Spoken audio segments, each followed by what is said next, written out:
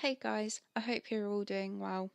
In today's video, I thought we'd talk about something that isn't really discussed, especially in regards to airports and Walt Disney World, and that is autism.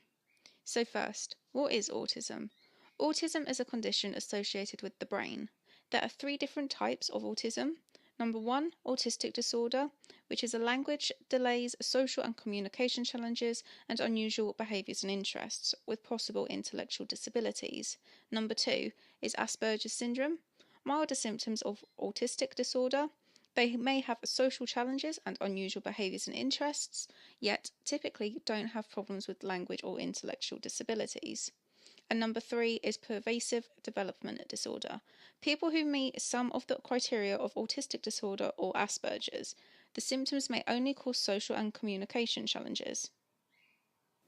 So with a brief description over, this video is about taking someone who is on the autistic spectrum on their first flight and airport visit with some tips when you're at Disney too. Okay, so first things first, before you even get to Florida, is the airport. My best advice is not to worry, because everything is going to be okay. So here are a few bits of information or tips to help make the flight and security go a lot smoother. Okay, so when you get to the airport, I would highly suggest going a day before so they can get used to the new surroundings.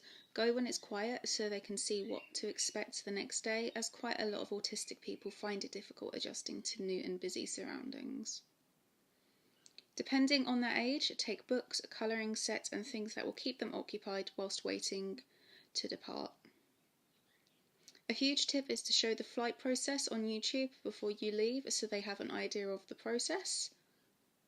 Most airports are very helpful if you are with someone who has learning difficulties and will help you along the way from checking in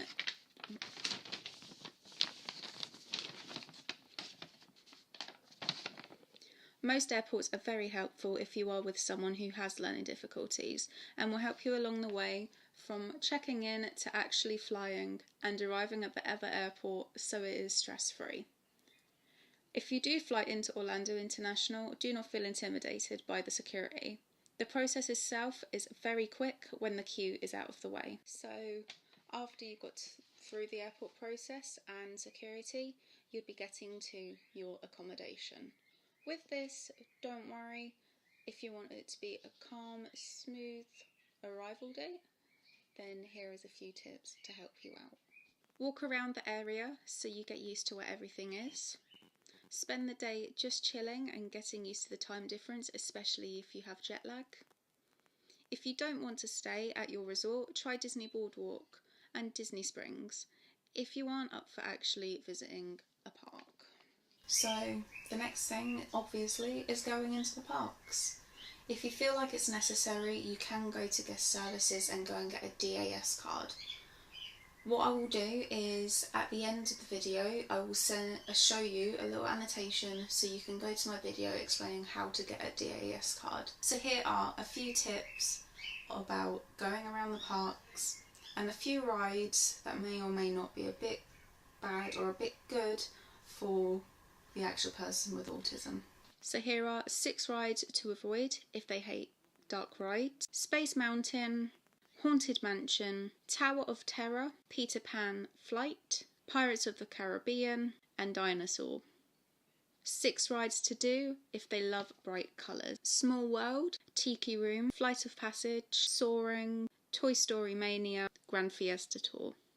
6 places to go to chill if things get too much: Tom Sawyer Island, People Mover, Casey Jr., Mission Space, the play area, Kilimanjaro Safari, and Living with the Land. So with all of that information being given out, I hope you all have enjoyed the video. If you liked it, please give it a thumbs up, subscribe to the channel if it interested you, and I shall see you guys very, very soon.